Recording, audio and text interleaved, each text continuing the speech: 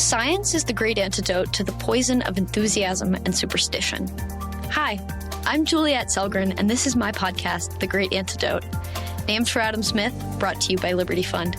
To learn more, visit www.adamsmithworks.org. Welcome back. If you remember anything from mandatory government class from when you were in like high school, you might remember learning about DC, at least maybe me because I'm in Northern Virginia, right, bordering on DC. Maybe we just specifically learned about this, but the District of Columbia has one representative in Congress and they don't get to vote. Then how on earth does anything government related get done in DC, you might ask? I kind of had no idea. So today, on April 14th, 2023, I'm excited and honored to be talking to Yesim Sayin about this and more. She's the executive director and the founder of the DC Policy Center, which is a nonpartisan, independent think tank that produces research and analysis on everything policy in DC. I have known her my entire life, so it's really awesome that we get to be doing this today. Welcome. Thank you, Juliet. It's so good to be with you. Thank you. So before we get started, I'm curious about this. What is the most important thing that people my age or in my generation should know that we don't? Well, I thought deeply about this question. I didn't know what to say, but then I figured out that I will say the following. No matter what you think you will do in the future, you'll probably be in the business of sales. So be ready. What do you mean? What do you mean? What if I'm an academic? Am I going to be selling things? You'll be selling like there is no tomorrow. You'll be selling as you interview for your job. You'll be selling as you're trying to get your tenure. If you're going for grants, you'll be selling. And the better salesman you are, the more likely your content is important, but your salesmanship will make the difference. That's a good point. And here I was thinking I could get away with not having a good elevator pitch for the podcast or myself or anything because I just work with ideas which are long-winded. I guess I was wrong. Yeah, it took me a long time to internalize this or even accept it because I was thinking, what do you mean? My ideas are great. Here's my term paper. It should be good. But the world doesn't work that way. Yeah, I guess especially with the decrease in attention spans, it's becoming more and more important. So this is a very good piece of advice. All right. So good. Before we get into the DC Policy Center, it's important to understand DC itself because it's a very unique place.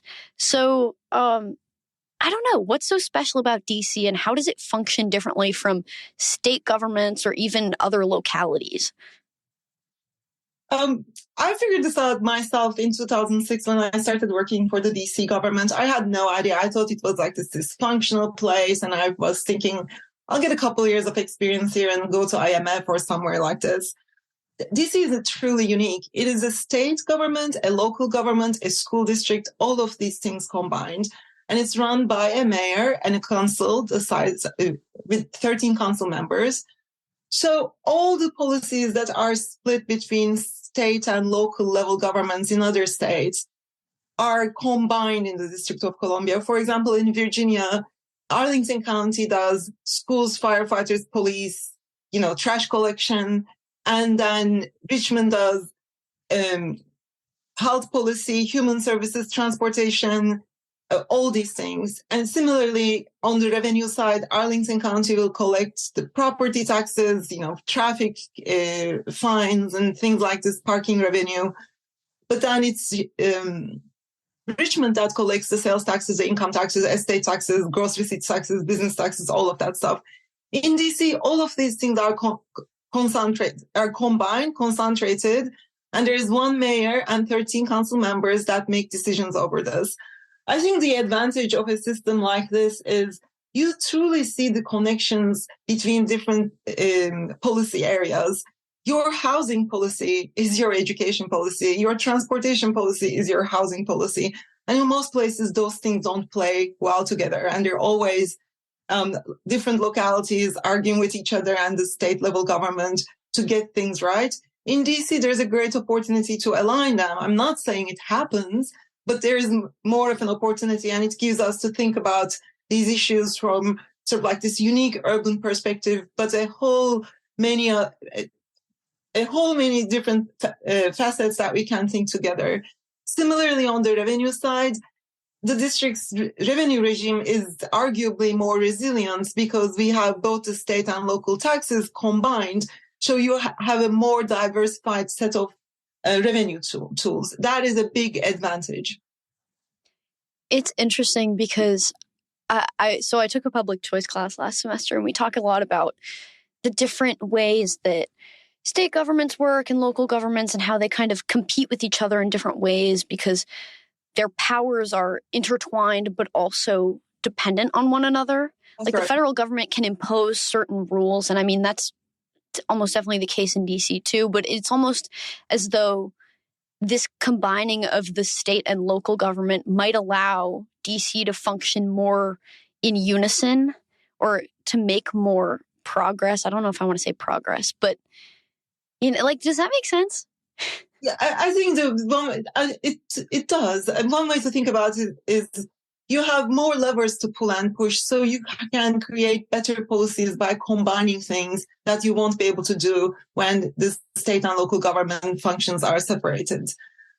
So that's a big advantage in my mind. And it makes it fun to work on DC because you got all these policy areas that you can focus on. Well, so I hear creative and efficient government policy, and I get a little skeptical, I'm not going to lie. Do we really want government able to create and pull levers in a flash? Not always. So the DC Policy Center, what is it? How is it created and why? And how does it help this process of policy creation? I know that's a big question. Yeah, I'm in the business of sales. I'll just sell it to you right now. And we were created almost 7 years ago. And it's really interesting because in 2014, there was a tax revision commission in the District of Columbia that was led by the former mayor, Anthony Williams. And the tax revision commission had a bunch of people representing various aspects of business interests, progressives, advocacy organizations, and things like that. It was really interesting to watch it because there's sort of like a contingency of business interests, businessmen, and advocacy groups for business. And there was this one guy, Ed Lazier, who used to run a single progressive organization called the DC Fiscal Policy Institute. And Ed would come to these meetings with tons of papers under his arm and make these arguments. If you increase taxes, people will not move away, businesses will not respond to tax rates and things like that. And as you know, that if you're looking for an argument to support your point of view in the economic research, area, you'll find it. You can ignore those that don't, but he found them and he showed up. And that really, and the comeback from the business community was just anecdotes. And they're like, I have a friend who lives here and they told me that they're going to move. And, this is sort of silly discourse, right? We shouldn't be having policy conversations like this, either being kind of selective in the types of academic research we bring to the table or kind of mixed academic research with advocacy research that can be very different. And I'm trying to counter that with anecdotes.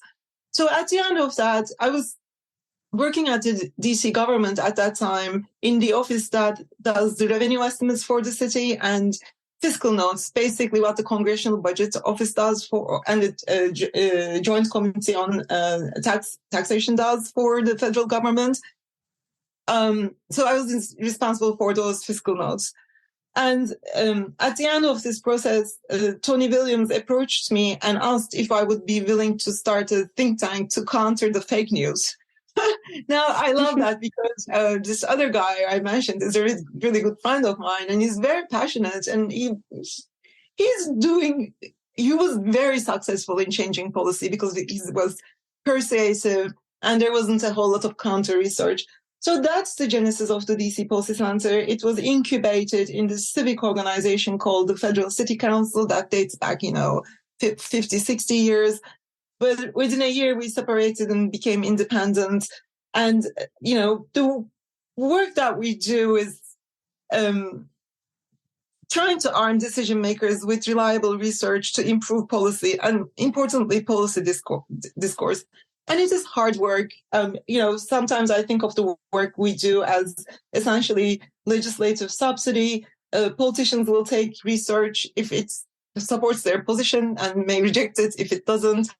But what we have learned through the process is constantly producing reliable, high-quality, data-driven work eventually builds up a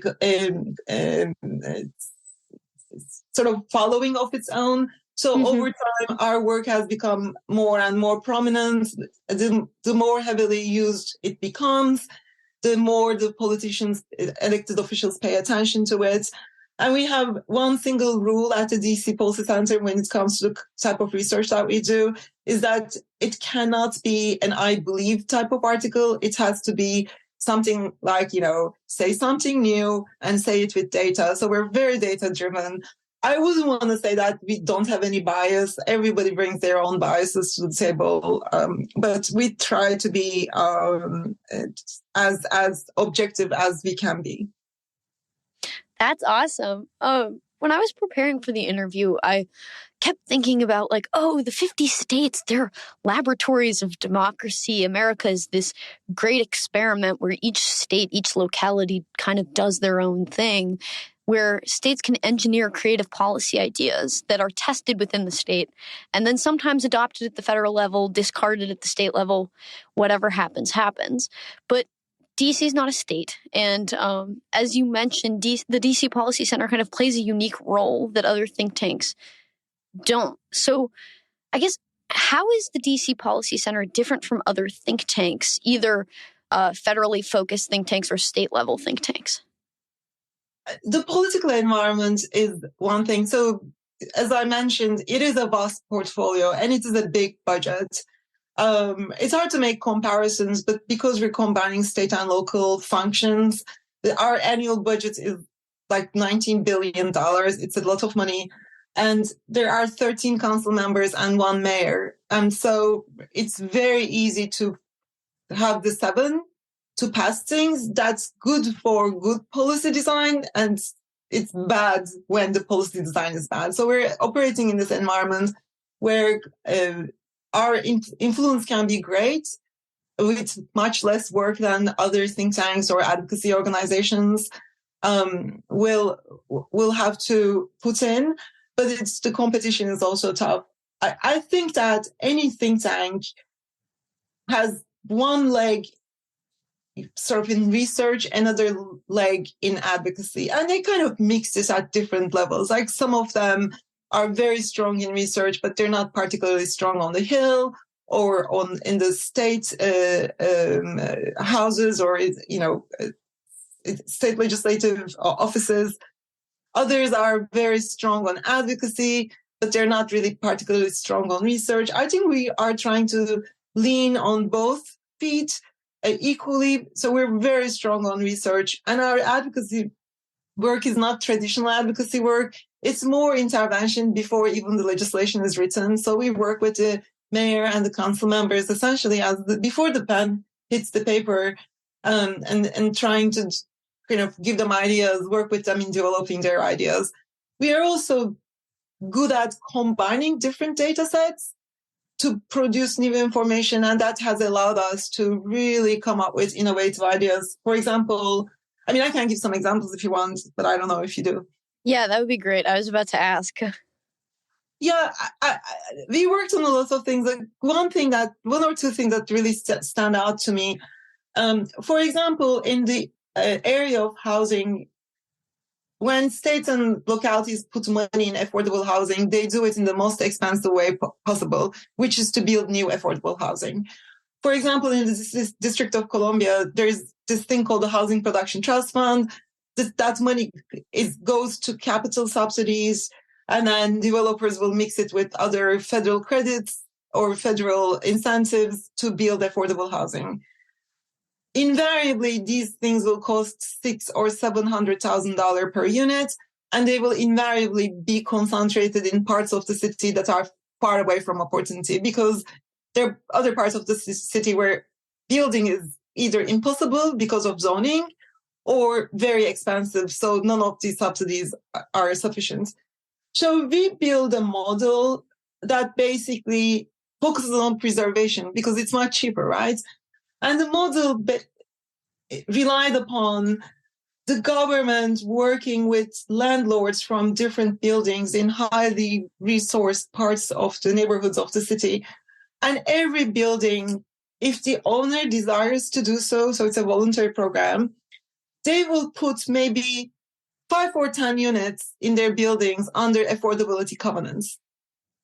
And then the government will give them a one-time cash infusion that's the equivalent of the market rent and this affordable rent through the period of this affordability.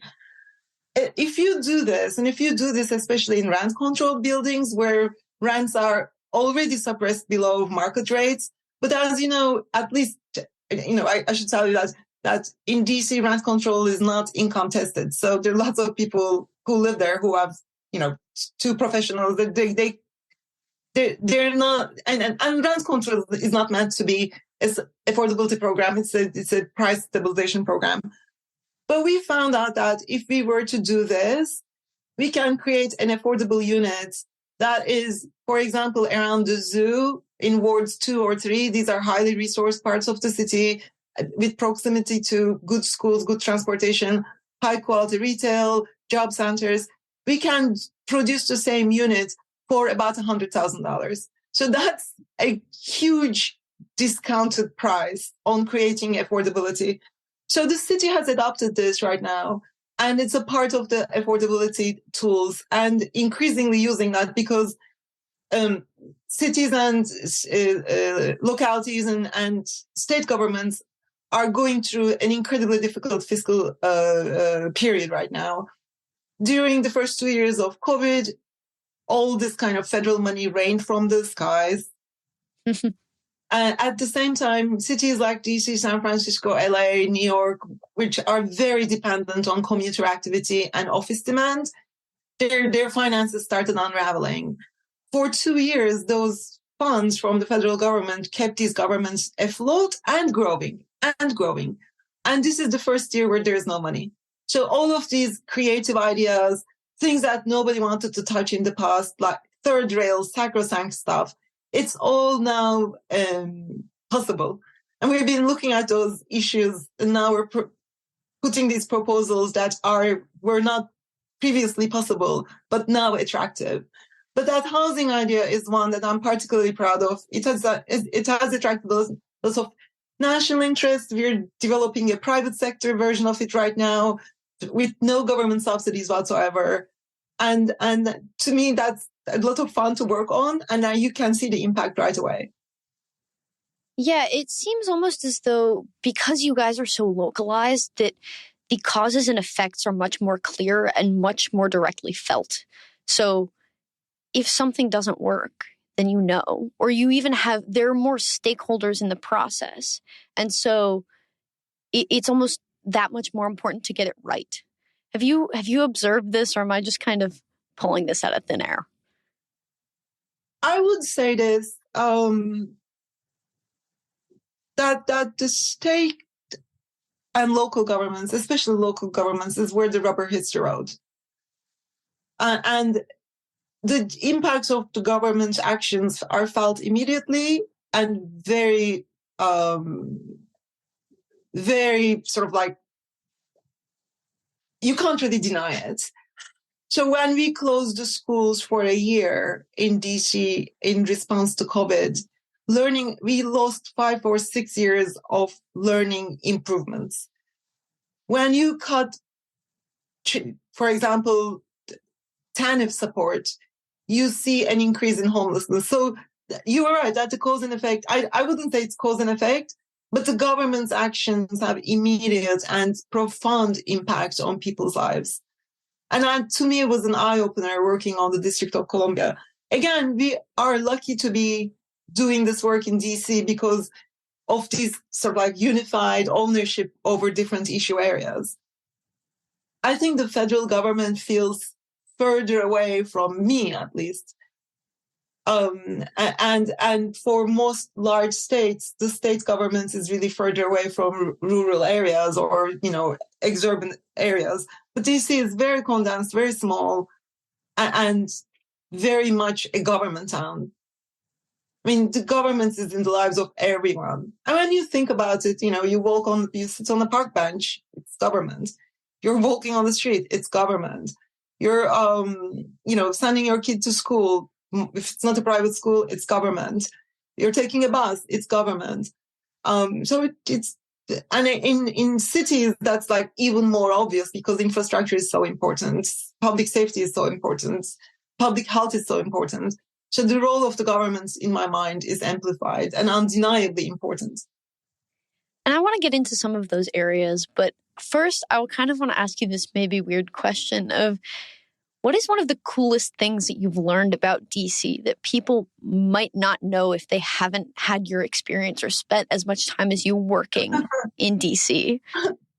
I learned a lot. I learned that if you come to DC government as a libertarian like me, you'll end up being slightly progressive. And that if you come to the DC government as a progressive, you end up being an anarchist because as you read through like some of the laws that we have passed, some of them are ridiculous. For example, if you want to dance for longer than 2 days on the street in DC, you need a special permit from the mayor. I learned that. I learned that through the history of the District of Columbia since its beginning, its relationships with the federal government changed maybe over 6 or 7 times in terms of fiscal relationships. And that was never sort of like done with the DC residents' interests in heart. That was interesting. I learned that half the kids go to charter schools in DC, and there's a great deal of choice, which makes the relationship between housing prices and school quality weaker. That to me was a very welcome surprise. So, I mean, let's follow this charter schools thread. That's a lot, right? I mean, and that's pretty big, yeah. In New Orleans, I don't believe that there's another city with such a large share of charter school students. Well, so I guess what has allowed DC to do that, and how successful has it been, and how have you guys worked on that, and what are you guys doing with respect to that right now? Yeah, I mean, we have a whole initiative on education. May I share another thing that I learned about a few weeks ago that blew my mind? And then I'll answer this question. 47% of white kids in the District of Columbia who are high school age go to one single high school. What? Wow. Whoa, that is so wild. And there are a lot of schools in DC. Yeah, there are like 7, 8 high schools. There are actually more than that. So we work a lot on education. Our focus on education is through this urban lens. We're most interested in how schools work in terms of attracting families or pushing families out, and how they create opportunities for the district's youth. One of the things that we have looked at is the life outcomes of districts' public school students after they graduate from high school. We learned that 100 kids start ninth grade, let's say. Of that 100, 70 will graduate high school. It used to be 65 before the pandemic, but we relaxed some graduation requirements, so more kids are graduating. Of that 70, 30 will attend college. Used to be 35, but after the pandemic, it declined. And of that 38, 8 will graduate from post-secondary within 6 years. So you start with 100 kids, 8 kids graduate. We know what those 8 kids do because we have national clearinghouse data. The other 92, the best I can tell you is I looked at the American Community Survey. What do young people with no college degree born in DC generally do? They're cashiers. We invest $2 billion a year in education. So that's actually a very disturbing outcome. You have some really smart cashiers relative to maybe the rest of America. But far away from opportunity, unfortunately. And that amplifies intergenerational poverty. And it also creates concentrated poverty in the city. And those are the things that are really, really not good outcomes. So our focus on education is sort of looking at the underlying demographics, but also what creates opportunities and allows schools to mix kids of different races and different income levels. The District of Columbia has a lottery because there are so many charter schools, and also a lot of the kids go to DC's public schools that are not neighborhood schools. About 75% of the kids in the District of Columbia do not go to their neighborhood school. That's the degree of choice. It is a lot. And there is a lottery, and the district has this designation. It's for funding purposes. It's called at risk. And at risk kids are kids either their parents are on benefits, SNAP, TANF, food stamps and things like that, or they are foster children, or they're experiencing homelessness, or they are 1 or 2 years behind by the time they hit high school. So we looked at the lottery using both student level data we obtained from the DC agency that runs the lottery and the charter schools that accept these students. And we found that a lot of the kids who are at risk do not even apply in time for the lottery. We modeled a preference for at-risk kids in the lottery to show what the impacts might be. And now this is the second year we have this preference in place. So it's another area where we designed the policy and the government adopted it. And I think one of the unifying sort of themes we have in our policy recommendations is they're never mandatory. So our recommendation was let those charter schools or DC's public schools that are not neighborhood schools adopt this preference if they want to. If they don't want to, they shouldn't be forced to, because not all schools are good at serving kids who fall in this category, right? And we're very pleased that it has been adopted. And now, you kind of see the demographics changing and schools doing a much better job in mixing kids of different races and incomes. So with all this choice, I guess, is the demand satiated? Is everyone not getting what they want, but...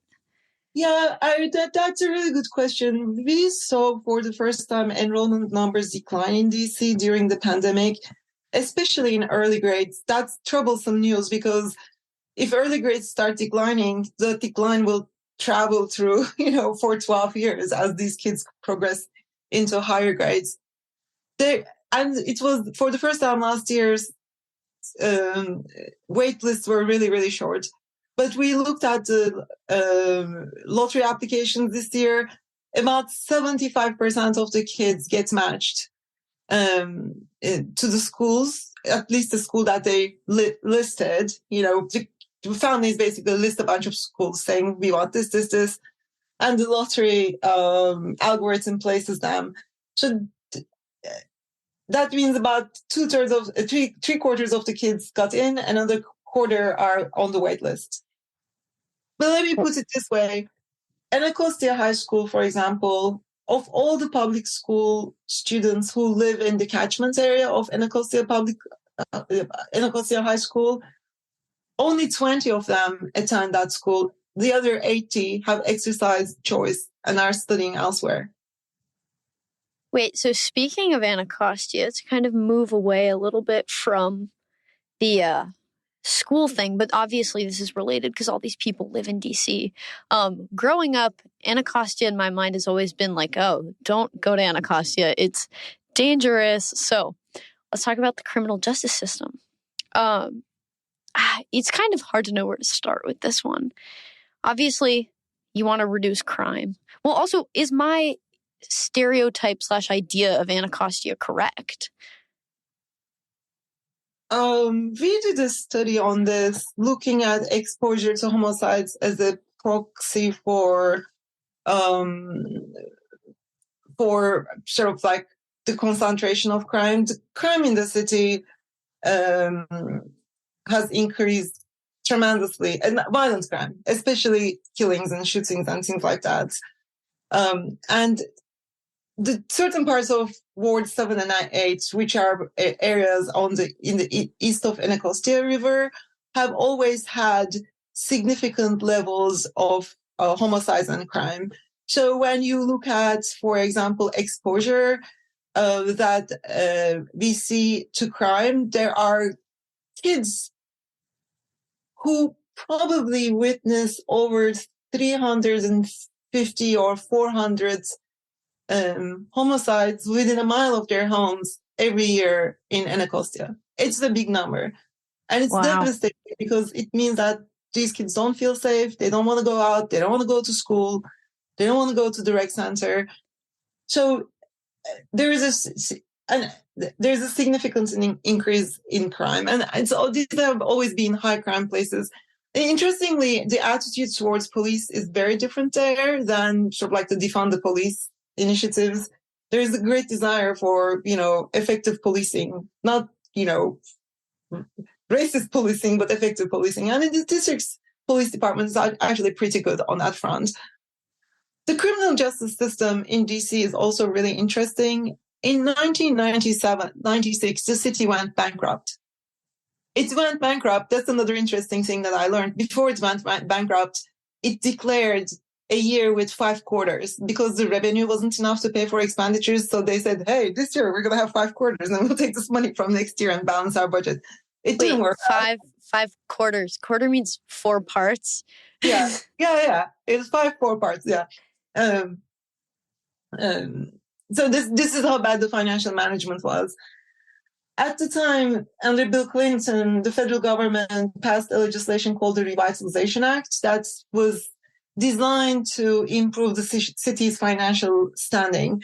In the process, the feds took over the district criminal justice system.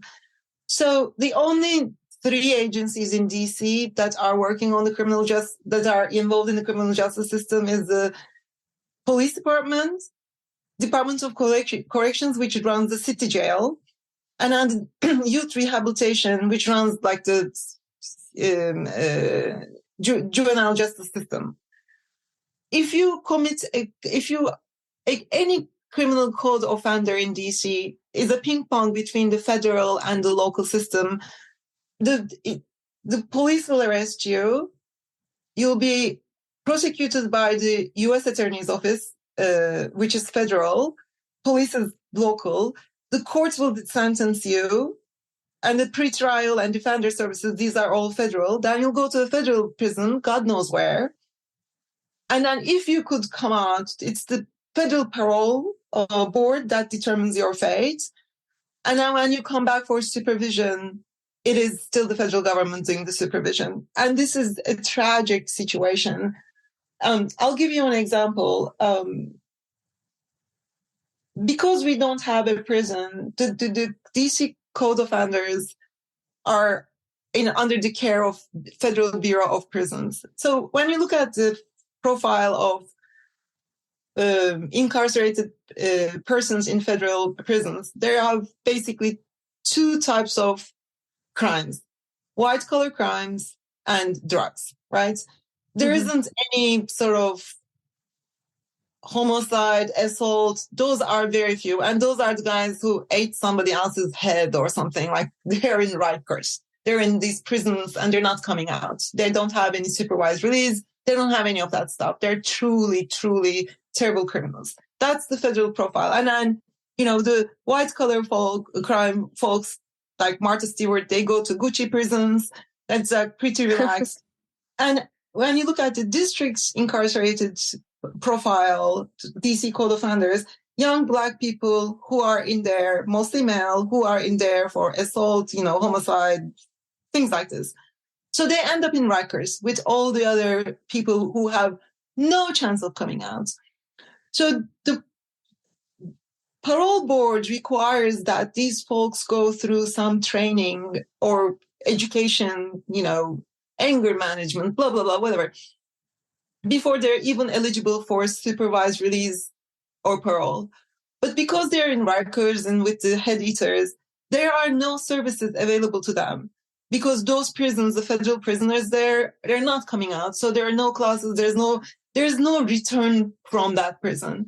So the district's folks are stuck there, even though they should be eligible for supervised release and parole. I mean, to me, this is, yes, they're co-defenders. They've served their sentence, and they should have at least the chance of coming back as someone who committed a similar crime in Virginia or Maryland.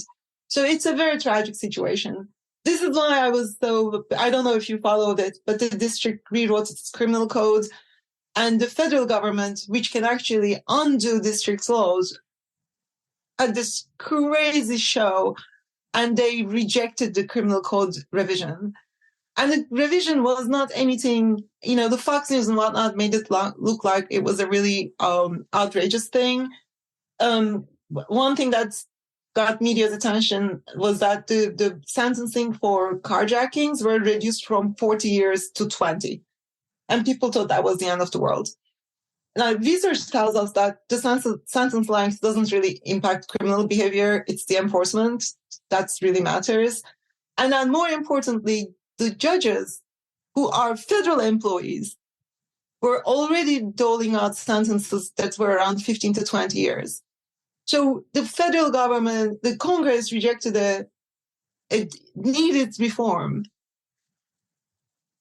for totally partisan reasons, for a system that's under their control, but that's deeply affecting DC residents' lives. And this is an area I kind of learned a lot in the last 4 or 5 years and feel very passionate about. So I guess, what has the DC Policy Center been doing about that area specifically? What work have you guys done relating to that? We wrote a long report, basically looking at the experiences of incarcerated residents of DC, the co-defenders, from day one that they're arrested all the way to their return. I mean, interviewed all the federal agencies involved, and we tried to put together as much information as possible to educate people on this situation. So it's out there. It's published last month, I think. Well, I'll be sure to go check that out. Is there anything that you think, if you could impart one lesson onto to state think tanks or even federal think tanks, things that you've learned through being at the DC Policy Center, what would you say? What would you tell them? I think it's really important to think of policy in the context of other policy areas. I mean, at the national level, let's say you're doing immigration policy, you can't just do immigration policy. You also have to think about employment, human services, all this stuff, housing, right? So sometimes at the federal level, I don't mean to be critical, and I don't follow all the good work that's happening there, but there is a lot of sort of big thinking, but very parochial in the sense that it's only focused in that issue area and not really considering the ramifications elsewhere. That's one of the things that I see at the federal level. And I think the federal policy change game is entirely different from the local one. So I would not ever want to, provide a recommendation or suggestion there. I feel very inadequate. I think at the state level, what we have found out is, because we've been looking for organizations like us to see what they are doing in their own states, there's a lot of advocacy, but not a whole lot of good research. A lot of these advocacy organizations rely on national research organizations. So there are a bunch of fiscal policy institutes that rely on the Center for Budget Priorities work. They rely on ITAP, CAP, whatever. Or there will be more libertarian ones relying on Cato's work or Manhattan Institute's works and things like that. Institutions matter greatly. And I think that you really sort of have a broad focus, not be a single issue entity, but have a broad focus. It's worth learning these areas because that makes the area you're passionate in, be it housing, be it human services, be it education, be it tax policy, it makes it so much better.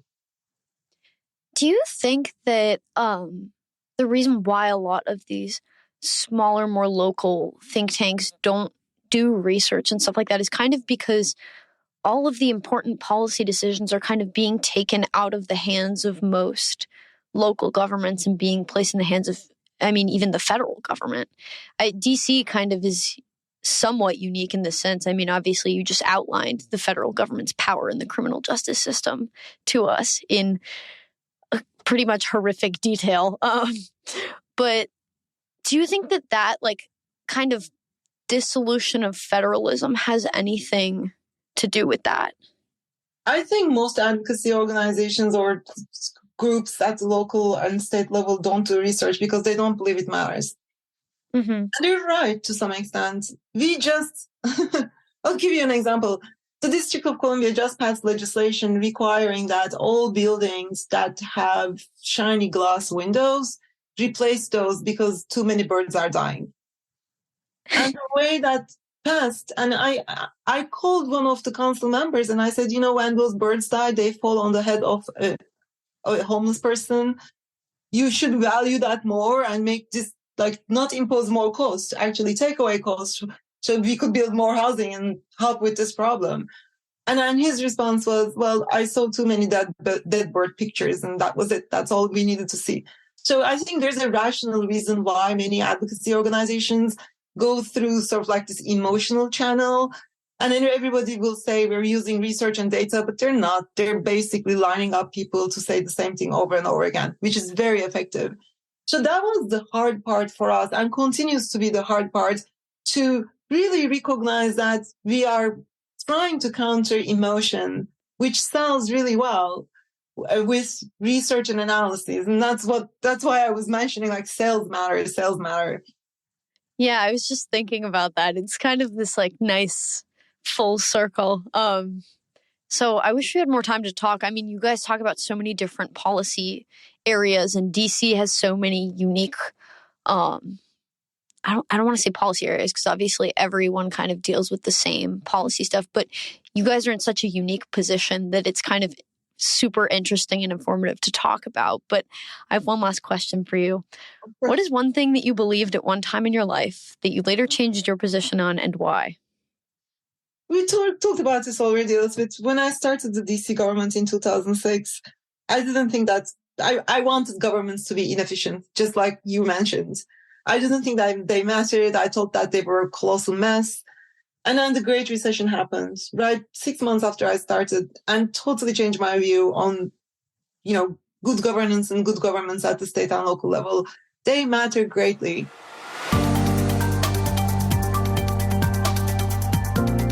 Once again, I'd like to thank my guest for their time and insight, and I'd like to thank you for listening to the Great Antidote podcast. The Great Antidote is sound engineered by Rich Goyette.